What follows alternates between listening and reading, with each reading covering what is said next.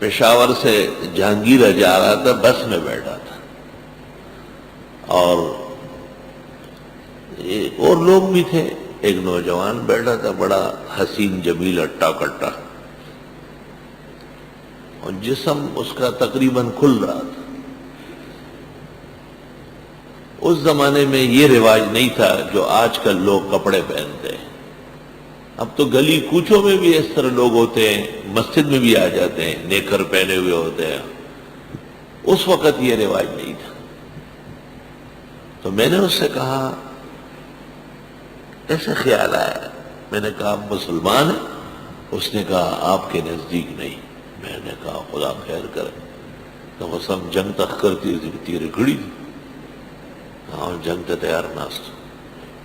میں خدا امداد میں ہو کے دیکھو ما سرو جنگ کئی اور بربڑ ناست سیٹ پانا بلوچانو خبر ہے لگڑ ناست اگر بربڑ تے لگڑ ہوئے. مجھے کہا کہ اگر میں مسلمان ہوتا تو پھر کیا کرتے آپ؟ میں نے کہا آپ کو کہتا کہ صحیح طرح لباس پہنو. کہ اس کی کوئی دلیل ہے؟ میں نے کہا لباس التقوی ذالک خیر. اللہ تعالیٰ فرماتے ہیں اللہ سے ڈرنے کا لباس پہننا چاہیے. یہ تم نے تو کبڈ مارو کا کپڑا پہنا ہے اور بس میں بیٹھے ہو. اب فقہاء کہتے ہیں جسم کے وہ حصے جس کا پردہ ضروری ہے ان کو دیکھنا گناہ ہے. ٹول خلق دتا گوری استا دا سار بسار پتونا خری دا خبر نا. لوگ بھی میری طرف دیکھ رہے ہیں کہ یار یہ مولوی کیوں باتیں کرتا ہے. لیکن جس کو بات کرنی ہوتی ہے وہ مخلوق کا لحاظ کم کرے، اللہ کا کرے، دین کا لحاظ کرے. بات ختم ہو گئی. میں پھر کراچی آیا، یہاں پڑھا اور اس جگہ کام شروع ہوا. میرے نام ایک خط آیا اور اس خط میرے پاس محفوظ ہے. اس میں لکھا ہوا تھا کہ آپ ذہن پر زور ڈالے، اندازہ ہے کہ آپ کا حافظہ اچھا ہے. آپ نے پشاور سے لاہور جانے والی ایک بس میں ایک اسٹوڈنٹ کو، کھلاڑی کو کپڑا پہننے کا تاکید کی تھی کہ صحیح لباس پہنو. اس وقت کچھ بدمزگی کی سی کیفیت تھی، لیکن اللہ تعالیٰ نے اس کے بدلے میں اتنے افراد مرزائیت سے توبہ کرنے کی توفیق دی. اصلاً وہ لڑکا مرزائی تھا جو سیٹ پر بیٹھا تھا. اس لیے مجھے کہا کہ آپ کے نزدیک میں مسلمان نہیں. اس نے اس کا کھوج لگایا تو مرزائیوں کے ہاں اس کی کوئی پابندی نہیں ہے. پتہ ہے آپ کو یہ کہ مرزائیوں کے ہاں لباس کی پابندی نہیں ہے؟ اس کی وجہ یہ ہے کہ مرزا صاحب کو جو پہلی وحی آئی ہے اس حالت میں وہ ننگے تھے. آپ سن لے واقعہ، حقیقت الوحی کی ابتدا میں ہے. مرزا صاحب کہتے ہیں میرا بھی عقیدہ تھا کہ نبوت مکمل ہو چکی ہے اور وحی ختم ہے. ایک دن میں غسل خانے میں نہا رہا تھا اور کسی نے گھنٹی بجائی، دروازے پر دستک دی. مرزا صاحب کہتے ہیں کہ مجھے ڈر ہوا کہ یہ ضروری بات ہے.